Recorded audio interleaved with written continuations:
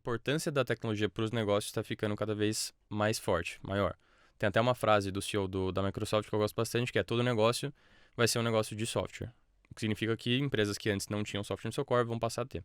O Remessa Talks está de volta e o assunto de hoje a gente vai falar um pouquinho de uberização, mas a uberização chegando aos squads para o desenvolvimento de produtos. Pois é, aquele ponto bastante crítico que é unir as equipes em cima de um projeto com prazo apertado, orçamento bastante apertado para criar coisas novas e fazer rodar.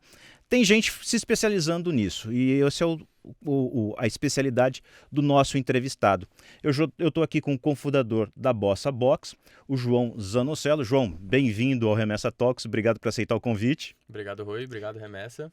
Bom, então esse é o nosso papo de hoje. Lembrando sempre que o Remessa Talks é o seu podcast sobre startups, inovação e negócios, uma produção da Remessa Online, principal plataforma digital brasileira de transferências internacionais. Vem com a gente que esse papo começa depois da vinheta.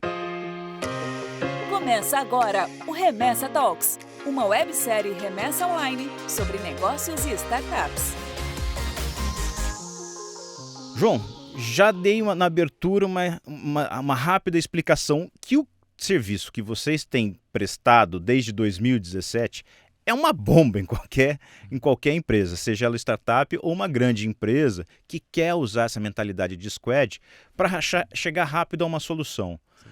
Cara, como é que dá para vocês fazerem isso com um squad que é freelancer, que está em home office, para uma empresa que contratou vocês, para um produto que não é de vocês? Como é que dá para gerenciar tudo isso? Não tem risco demais essa brincadeira? Cara, tem risco sempre. Primeiro explicando um pouco sobre o modelo da Bossa, né? A gente é um marketplace gerenciado, que significa que a gente conecta oferta com demanda. Eu acho que muito disso que vem a uberização, que você mencionou no começo. Só que a gente tem também uma camada muito forte de gestão. Então é como se o Uber ele ajudasse o motorista a chegar ao destino de uma forma mais simples. Ele fizesse a gestão desse motorista para que ele consiga chegar lá mais fácil. A Bossa ela vem muito de um contexto em que dois problemas de mercado existem e estão muito fortes, né? De um lado tem profissionais querendo flexibilidade, equilíbrio no trabalho. Muitas vezes o que a gente via há uns anos atrás era a questão da grande resignação, né? Pessoas que antes trabalhavam no modelo tradicional indo para um modelo mais flexível, gig economy, trabalhar como freelancer, porque é um modelo que traz mais flexibilidade, traz mais felicidade para essa pessoa muitas vezes. Do outro lado do mercado, a gente vê empresas que cada vez mais precisam de tecnologia no seu core. Remessa Online é um exemplo disso, né? Uma empresa que nasceu tecnológica, está inovando bastante e vai precisar de tecnologia a vida inteira. Ou seja, a importância da tecnologia para os negócios está ficando cada vez mais forte, maior. Tem até uma frase do CEO da Microsoft que eu gosto bastante, que é: todo negócio vai ser um negócio de software. O que significa que empresas que antes não tinham software no seu core vão passar a ter. Então existe uma saída da oferta do mercado, uma redução de profissionais, é muito difícil contratar desenvolvedor. Do outro lado, as empresas precisam mais desenvolvedores. Então tem uma carência muito forte no mercado e a Bossa vem para ajudar nesse processo. A gente ajuda como? A gente monta esses times, a gente faz o matching tanto com a empresa como também entre os profissionais, e todo o processo, depois disso, a Bossa Box que cuida. Então todo o onboarding, todo o processo de gestão, planejamento, entrega, formulação de contrato. Então a gente facilita o processo para que os dois lados do marketplace, eles tenham mais facilidade ali no processo de fazer um produto digital. Qualquer squad de tecnologia pode ser montado por vocês ou existem algumas especializações? Como é que a empresa chega até vocês dizendo: olha, o meu problema é esse, me ajuda? Show. Primeiro, eu acho que assim, a gente tem uma especialização, a gente se especializa principalmente em scale-ups. Um exemplo disso seria a Remessa Online. Então, grandes startups que já estão dando o próximo passo, começando a adicionar novas linhas de produto no seu portfólio, e também grandes empresas, grandes corporações. Essa é a primeira camada de segmentação. A segunda camada de segmentação, a gente está falando de produtos digitais. O que significa, né? Se a empresa quiser fazer um blog, um site, a gente acaba não fazendo. Por quê? Porque o período de duração desse projeto ele acaba sendo menor e não tem demanda de uma empresa especializada a fazer gestão, porque é um projeto muito simples. Então a gente trabalha principalmente no use case de produtos digitais. O que significa? Produtos que tem software as a service, marketplaces, aplicativos, esse tipo de coisa que a gente costuma pegar mais para trabalhar. Uhum. São projetos mais longos. E a Bossa Box, eu acho que é válido falar também, a gente não trabalha com escopo fechado, né, que é um outro tema que a gente pode entrar se você quiser falar depois.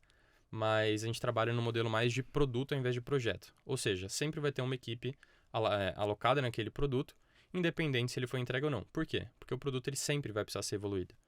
Se você olhar, por exemplo, o próprio aplicativo do Uber, até hoje tem atualizações nele. Ele nunca foi entregue de fato. Ele sempre vai continuar sendo entregue, por isso que o squad da Bossa continua alocado mesmo depois do produto ser entregue. O normal é que vocês fiquem gerenciando aquele produto ou chega num determinado momento em que vocês passam o bastão para o time interno da empresa que contratou? O normal é que a empresa tenha um squad da Bossa Box ad eternum. Agora, a iniciativa em si, vamos supor, a gente faz uma iniciativa, a gente entrega essa iniciativa, ela se torna algo importante dentro da empresa e a empresa ela vai ter o interesse de internalizar aquilo, porque tudo que é core a empresa ela vai querer internalizar. E a Bossa Box vai ajudar nesse processo também. Não significa que a squad vai deixar de existir, ela só vai ser realocada para uma outra iniciativa. Tá? E a gente facilita todo esse processo também para a empresa. Vai só a tecnologia ou vão as pessoas juntos? Vocês acabam virando uma agência de emprego ou não? Cara, não é nossa especialidade, mas muitas vezes o que acontece, sim, a pessoa ela pode vir a entrar. Mas aí tem outro lado do marketplace, né? Se a pessoa profissional ela tem um interesse em fazer esse movimento, porque se colocando no papel dessa pessoa, ela veio para a Bossa Box por um objetivo, que é, eu quero ter uma renda e eu quero ter uma vida, uma relação com o trabalho muito mais simples do que eu tinha antes. Tô desencantado com esse mundo CLT, quero um trabalho diferente, quero focar naquilo que eu gosto de fazer, não quero burocracia, não quero reunião na minha vida. Então, quero tocar um projeto, na hora que eu não quiser trocar um projeto, eu fico um mês, 2 meses parado. Perfeito. Não gostei desse projeto, não estou fazendo o que eu quero, me dá um outro projeto para eu explorar mais as minhas paixões, as minhas habilidades. Então, o que a gente vê é que o próprio profissional muitas vezes não tem interesse de fazer esse movimento. Agora, caso ele tenha, depois de um certo passar as cláusulas ali do contrato, a empresa pode vir a contratar o profissional sim, sem problema nenhum. A gente começou pela empresa e a gente já está passando para o lado do profissional. Você está falando de pessoas que querem trabalhar por projeto, né? Então eu quero estar aqui, eu quero gerenciar mais o meu tempo e tudo mais.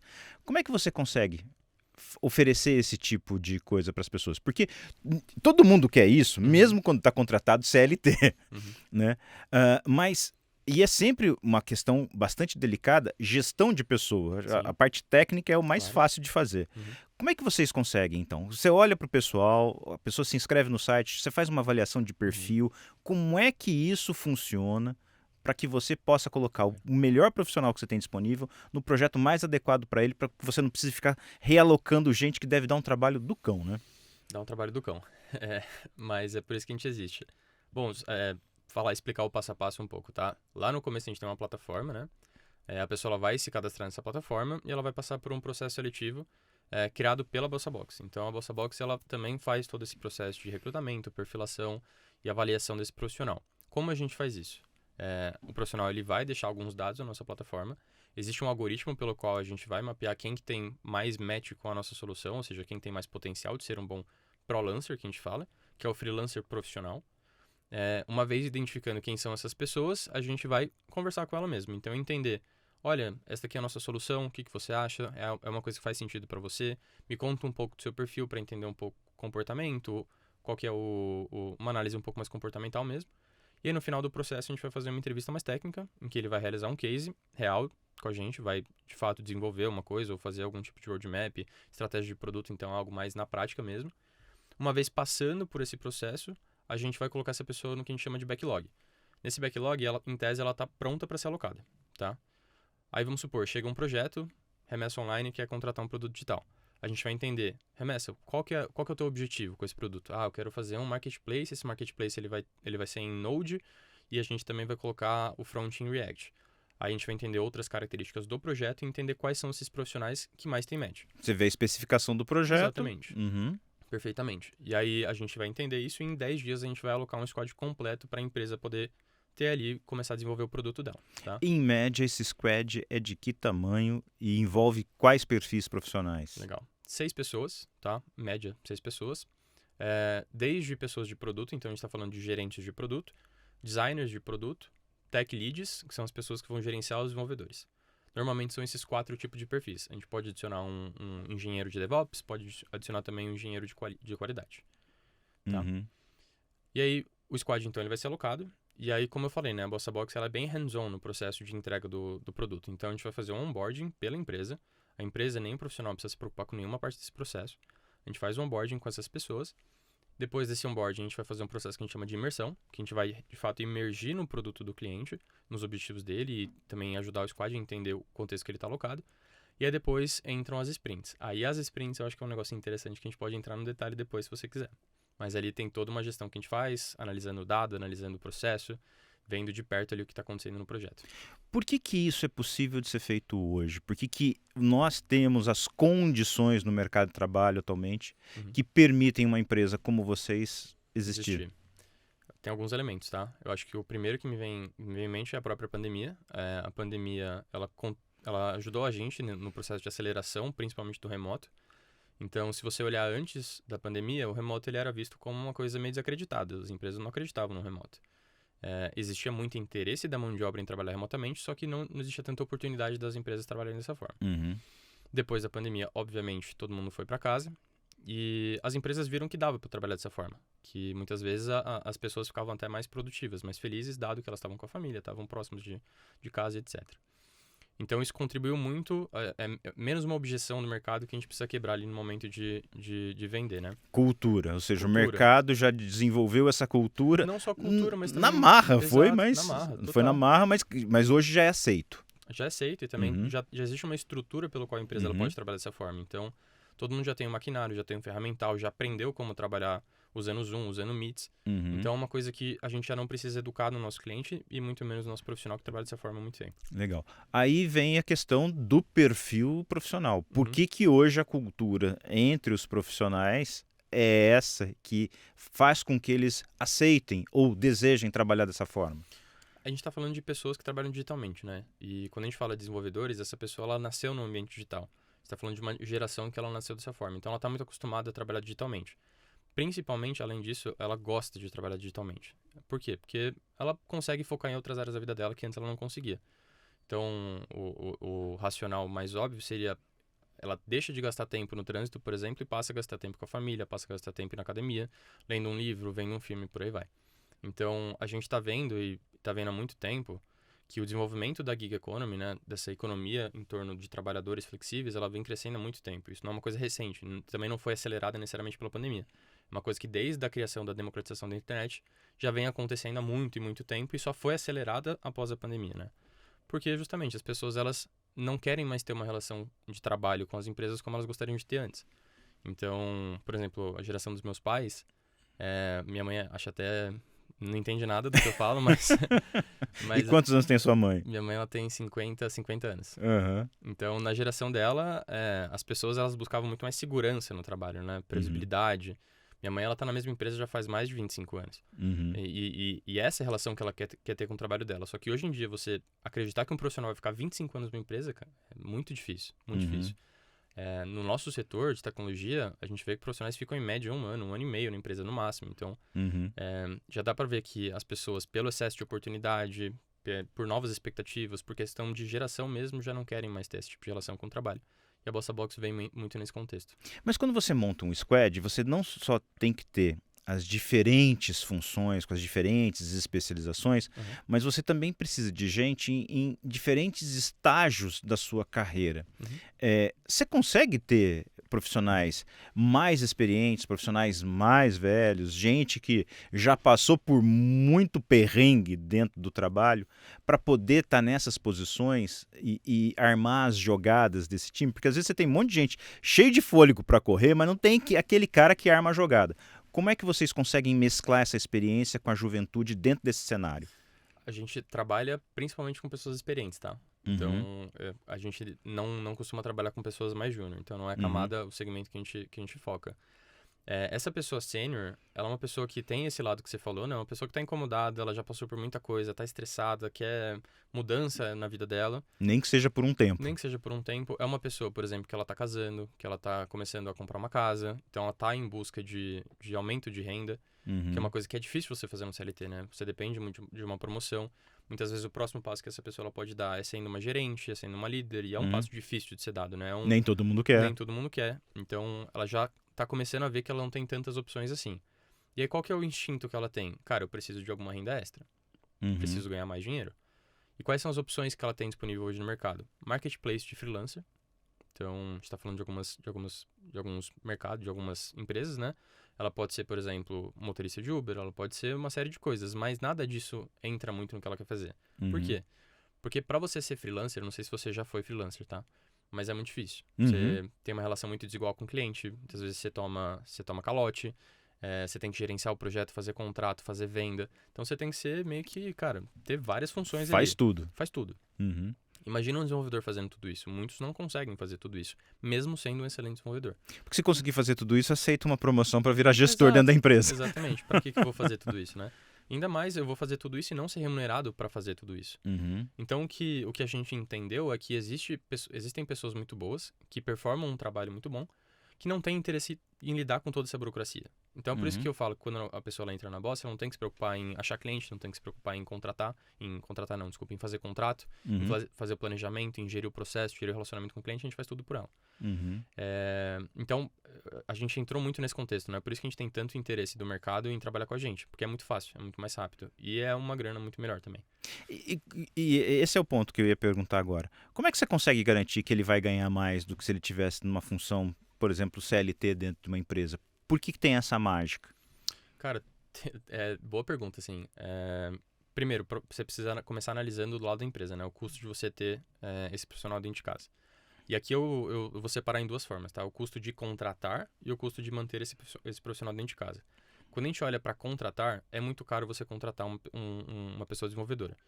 Então, imagina que você tem ali 30 candidatos que você precisa entrevistar para contratar uma, certo? E que você vai demorar 1 mês para contratar.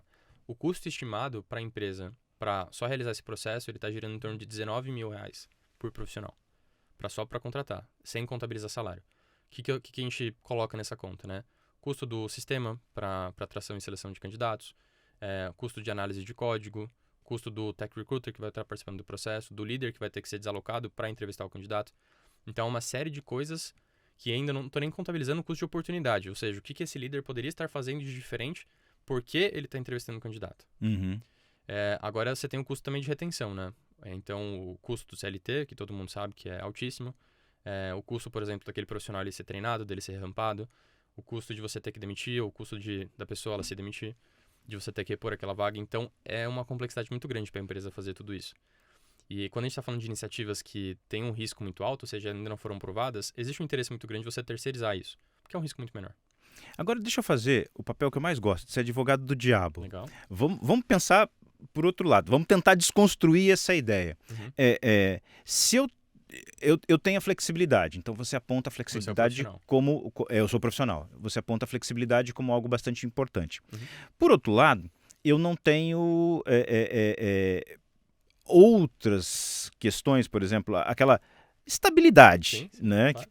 Que lógico que você pode ser demitido, mas se o mercado estiver bombando como estava bombando nos últimos anos, Você sempre vai estar ninguém empregado. estava sendo demitido. Então, Uhum. assim, poxa, eu tenho uma boa estabilidade. Eu consigo, mesmo que eu faça o meu feijão com arroz, fazendo o meu feijão com arroz, que não é pouco se ele estiver bem temperadinho, todo ano eu vou ter reajuste pela inflação, não sei o quê. A empresa vai me dar um plano de saúde, a empresa vai me dar, sei lá, um ticket de alimentação legal, Sim. entendeu? Por que esse conjunto de coisas, estamos falando do lado de quem está se colocando para a vaga, por que esse conjunto de coisas não é mais tão atraente? Eu acho que ele é atraente ainda para algumas pessoas, tá? Uhum. Inclusive, a principal objeção da Bossa é, inclusive, a estabilidade financeira. Só que aí a pessoa ela vai ter que colocar isso na balança, né? Uhum. Porque não dá para você ter os dois. Não dá para você ter estabilidade e muita flexibilidade, né? Uhum. O que a gente tenta fazer? E o que eu acho que o mercado está tentando fazer mais? É trazer mais estabilidade para essa pessoa de alguma forma. Uhum. Então, hoje, o que a gente faz a gente trabalha com projetos de longa duração. Então, já começa por aí. A gente não está falando de jobzinhos, que ela vai ficar 2 semanas alocada e vai embora. Ela vai ficar 6 meses, 9 meses. Então, são projetos longos. A pessoa, uma vez que ela entra na Bossa Box, vamos supor, ela é desalocada de um projeto, a gente tenta, de forma muito rápida, realocar ela. Então, tem esse compromisso que a gente faz. Esse é o primeiro passo que a gente dá. Tem outras avenidas que a gente poderia explorar que a gente ainda não explora. Por exemplo, se tornar uma fintech. Então, inclusive, eu estava até ouvindo uma entrevista que você fez com uma pessoa da Simpla, falando desse movimento que eles estão dando para se tornar fintech. Eu acho que esse é um movimento que todo marketplace ele vai explorar eventualmente, a Bossa Box não é diferente, né? Então, como que a gente consegue dar crédito para essa pessoa ela se manter como profissional, mesmo estando desalocada? E aí, quando ela for realocada, ela vai ser realocada na Bossa e devolver todo esse dinheiro para a gente.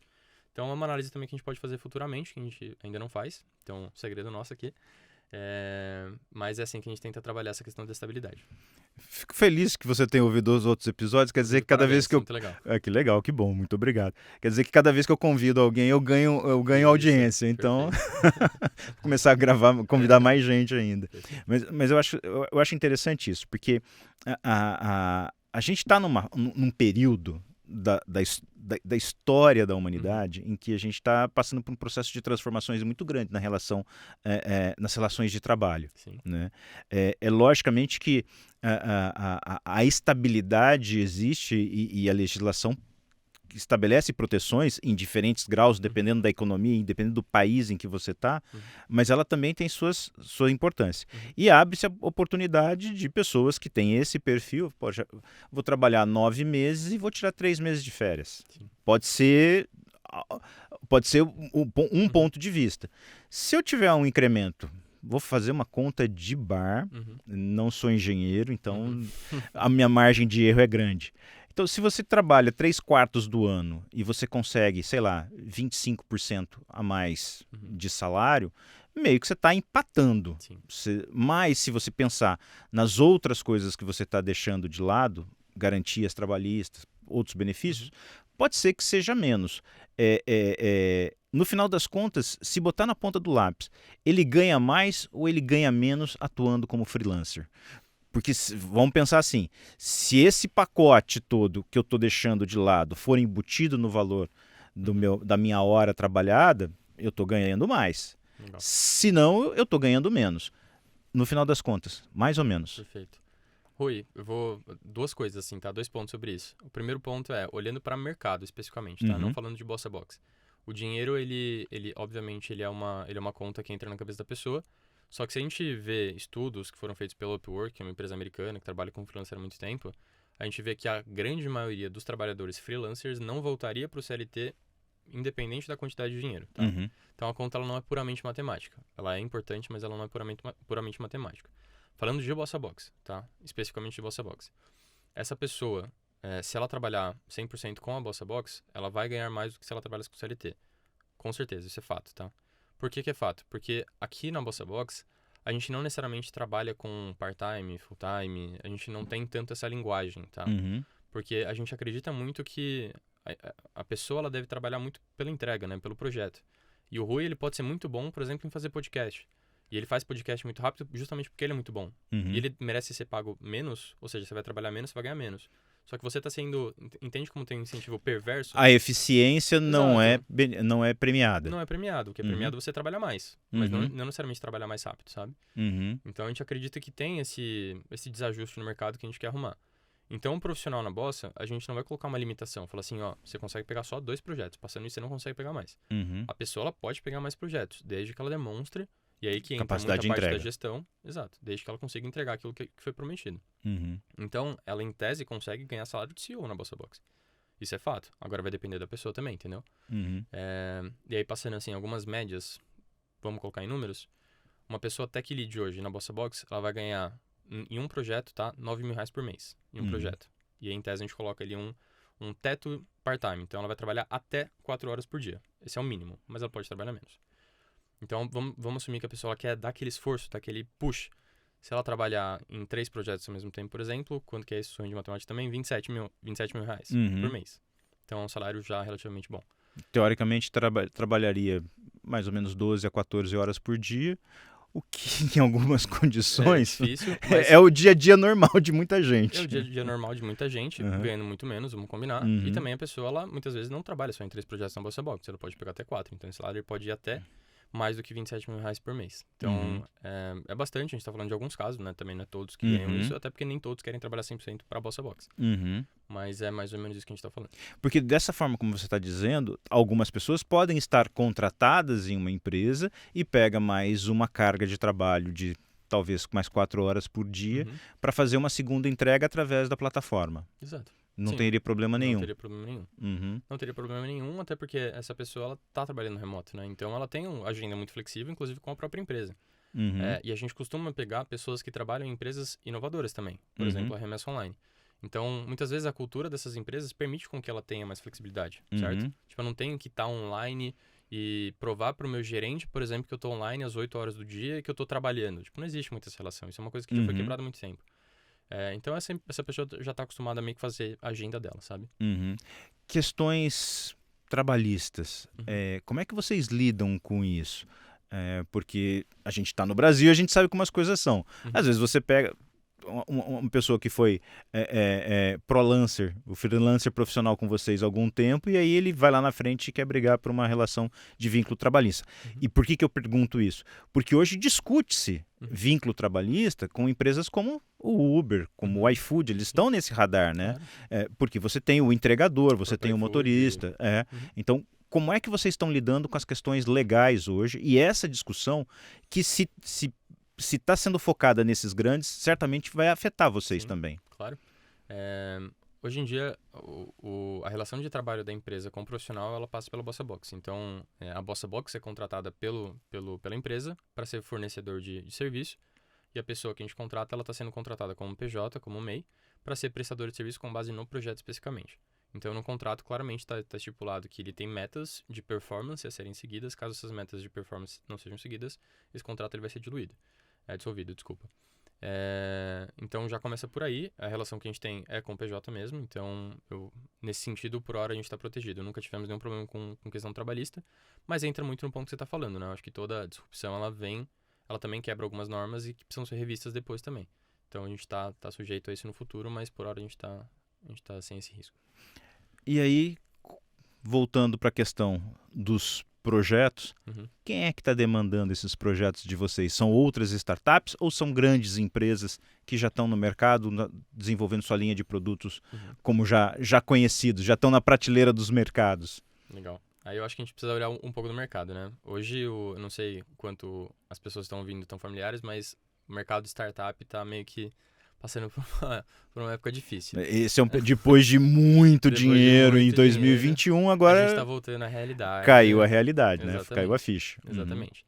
E aí, caindo a ficha, um dos principais públicos da Bossa, antes tinham muito dinheiro, agora deixaram de ter muito dinheiro. Então, antes a gente tinha um público muito focado em scale-ups, como eu falei, né? Grandes startups. Então, aqui a gente está falando de iFoods, de quintos andares, etc. E agora a gente está passando a focar um pouco mais em corporate. Não deixando de focar em scale-up, até porque tem muita startup que está capitalizada. Então, não é que o setor inteiro está quebrado. Existe muita startup que está capitalizada, que está crescendo, que já está eficiente financeiramente falando. A própria Simple, inclusive, que eu vi o episódio. Mas a gente também está olhando um pouco mais para corporate agora. Por que corporate? Porque essa empresa... Tem dois problemas que essa empresa passa. Primeiro, ela não sabe como fazer gestão de tecnologia. Então, não sabe o que é sucesso em tecnologia e, principalmente, não sabe como inovar sozinha. Não é a expertise dela, não é o core business dela inovar. O core business dela é focar ali no negócio físico, no negócio tradicional, que está há 20 anos gerando lucro para ela. E aí vem a Bossa Box. Então, a Bossa Box, como força de inovação para essa grande empresa, aí tem um mercado muito grande para ser explorado também. E hoje em dia esse é mais o nosso foco, mas como eu falei, continuamos focando em scale-up também. E o que em scale-up? Quando a gente analisa o trajeto de uma startup, ela lança um produto, esse produto ele entra em Product Market Fit, passa a crescer esse produto, rentabilizar e entra numa fase de maturidade. Como que ela vai passar dessa fase de maturidade? Criando novas linhas de receita, novas linhas de produto. E a Bossa Box entra muito como um parceiro de criação de novas linhas de receita para essa empresa também. Ou quando essa empresa passa a querer ser mais eficiente. Então, quero implementar um produto que vai deixar meu time mais eficiente. Coisas mais relacionadas à eficiência que cabe muito no discurso que ela quer ter agora. Que ela quer reduzir o custo dela, aumentar a receita, ser mais eficiente e passar a lucrar. Então, a Bossa também entra como um parceiro para essa empresa ela ser mais lucrativa no futuro. Muitas vezes uma empresa dessa está acostumada a comprar soluções fechadas. Vou dar um exemplo aqui. Vou instalar SAP na minha empresa. Né? Essas soluções fechadas, vocês também conseguem fazer essas integrações ou para vocês é projeto novo para começar do zero? Projeto novo para começar do zero. Não trabalhamos em escopo fechado, porque o escopo fechado ele não funciona para produtos novos. Por que ele não funciona? Porque não tem como você prever duas coisas que são extremamente importantes. Não tem como você prever o que o teu usuário quer, não tem como você prever a complexidade de fazer isso que seu usuário quer. Então, a gente, tem vários estudos que provam exatamente isso que eu vou falar. Escopo fechado não funciona para produtos inovadores.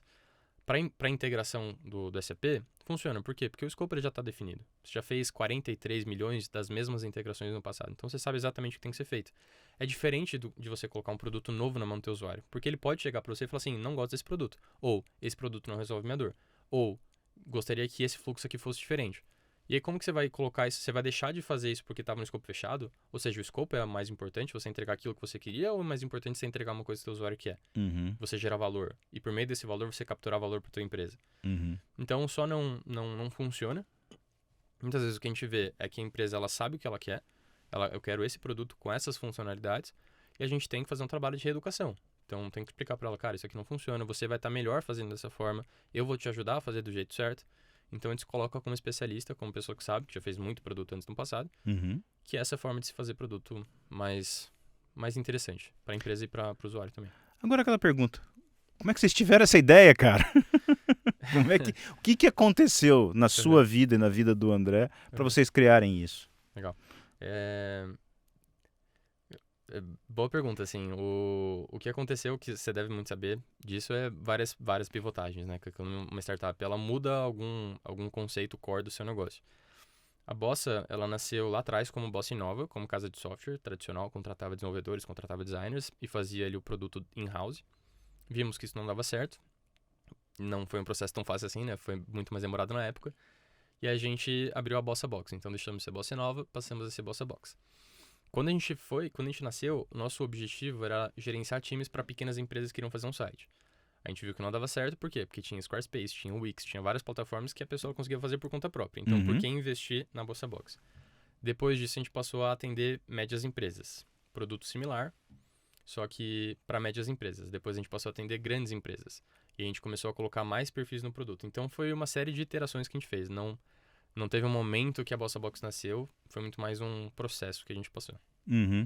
E como é que vocês viabilizaram financeiramente essa construção? Receberam aporte, investidor anjo, patrocínio, como é que foi? No começo foi um investimento que o André fez, de R$6 mil. Então não é muito dinheiro, mas foi suficiente ali na época. Aí no começo nenhum dos fundadores ganhavam nenhum tipo de dinheiro, então a gente não teve salário por muito tempo. E aí a gente recebeu a nossa primeira rodada com a Redpoint Ventures liderando a rodada no começo de 2019. E aí em 2020 a gente levantou a nossa segunda rodada e aí em 2021 a gente levantou a nossa terceira rodada. Então a gente recebeu ao todo 3 rodadas de investimento. E aí hoje em dia a empresa ela tá break-even, né, que a gente fala aqui, ou seja, está lucrando. Então a gente consegue andar com as próprias pernas. Previsão de crescimento, como é que vocês estão olhando para os próximos anos? Cara, a gente tem um histórico bem bom, assim. Então, em 2019, a gente fez 4 milhões de faturamento. Em 2020 foi 13 ou 14, alguma coisa assim. Em 2021 foi... Não, desculpa. 22 foi 22 milhões. E esse ano a gente não tá projetando um crescimento muito alto, até porque o mercado ele não tá para peixe, né? O mercado ele tá um pouco complicado, estamos entrando num cenário de recessão. Então, a nossa projeção para esse ano, nosso objetivo é ser muito mais lucrativo do que, de fato, crescer a empresa. Que, para o momento que a gente está vivendo, é muito mais importante. Então, esse ano a gente projeta crescer um pouco, mas não vai ser um crescimento tão agressivo quanto a gente fez antes. Perspectivas para esse mercado. Você acha que tem espaço para crescer? Claro. Quanto ainda? Quanto é difícil de colocar um número, mas eu acho que tem muito espaço para o mercado, sim. Eu acho que, apesar dos negócios e da gestão do negócio, eu acho que foi um pouquinho fora da realidade, assim. Não tinha por que ter tanto capital para uma empresa que não tinha nem operação ainda, então há o que se debater com relação a isso. Mas eu acho que esse momento que a gente está passando é um choque de realidade bom, que vai colocar as empresas num patamar muito maior do que elas estavam antes. Então elas vão ser muito melhores geridas, vão ter muito mais ferramenta para fazer controle de caixa, então acho que a gente vai sair melhor dessa. E sempre vai existir espaço para tecnologia, sempre vai existir espaço para inovação, a demanda do mercado é cada vez maior. Agora a gente está entrando numa nova onda, falando de ChatGPT, inteligência artificial, então tem todo um solo muito fértil para a gente poder investir. Então acho que isso sempre vai acontecer, independente do momento que a gente está. Acho que a tecnologia ele perpassa por todos esses momentos de uma forma bem interessante. E é bom que a Bossa Box está surfando essa onda também, então a gente está muito bem colocado para aproveitar disso também. Quando vocês recebem um aporte, o dinheiro é direcionado para onde? Porque tudo bem, a gente, via de regra, assim, a gente tem que aperfeiçoar uma feature do nosso sistema, a gente tem que criar um novo produto, a gente tem que alavancar, a gente tem que ficar mais conhecido, a gente tem que investir em Google, marketing, o que for. Isso é uma startup tradicional. O que vocês fazem, o produto de vocês, aparentemente solução. olhando de longe, ele já está bem desenvolvido. O que você precisa é escalar, Isso. trazendo mais gente, trazendo mais clientes. Então, quando você pega um aporte, o que você faz com o dinheiro? A Bossa Box? É. A gente precisa investir muito em eficiência, tá? Uhum. Então, o produto, hoje, ele funciona como solução, ele entrega valor e ele puxa interesse no mercado. Só que, ao mesmo tempo, ele é um produto que ele ainda é complexo de ser entregue, né? Porque existem muitas pessoas que participam ali do processo de entrega de um produto. Então, qual que é o nosso objetivo, tá? É fazer com que esse produto ele seja, de fato, algo 100% digital. Por que ser 100% digital? Porque, vamos supor, você é um desenvolvedor num projeto da Bossa, tá? Você vai estar trabalhando. Você trabalha digitalmente. O que quer dizer que eu consigo coletar dados com relação ao teu trabalho e usar esse dado para eu tirar inteligência também. E agora que existem tecnologias de inteligência artificial generativa, a gente consegue usar esse dado para tomar uma decisão específica, né? Então, esse é o nosso objetivo. É por isso que esse seria o próximo passo que a gente daria, né? Então, investir muito em eficiência, gerar dado, tirar decisão desse dado para que a gente consiga ficar cada vez mais eficiente depois. E vocês já estão olhando para uma próxima rodada ou não estão precisando ainda? Ainda não estamos precisando. Como eu falei, a gente está lucrativo. Então, a gente está focando nisso agora. Mas, claro que ano que vem a gente está pensando sim. Mas é uma coisa mais a longo prazo. Sempre chega, né? Sempre chega. Dinheiro nunca é desprezado. Não, sempre é bem-vindo. João, cara, quero te agradecer demais. Mas foi tão bom o papo. Já, cara. Sua agenda apertada. Se você quiser ficar mais aí, a gente segura você mais um pouquinho. Mas como tua agenda tá bem apertada, a gente deu uma encurtadinha aqui, mas a conversa fluiu super bem. Eu quero te agradecer demais. Obrigado, Rui. Obrigado, Remessa, pelo convite. Foi muito bom. Espero que você continue assistindo os episódios depois de ter dado a entrevista, que vire realmente alguém que fortaleça esse pessoal que é nosso público. Eu fico muito feliz que você tenha gostado e que você possa contribuir aqui com o que a gente está construindo. Legal. E parabéns pelo trabalho. Obrigado e sucesso para vocês.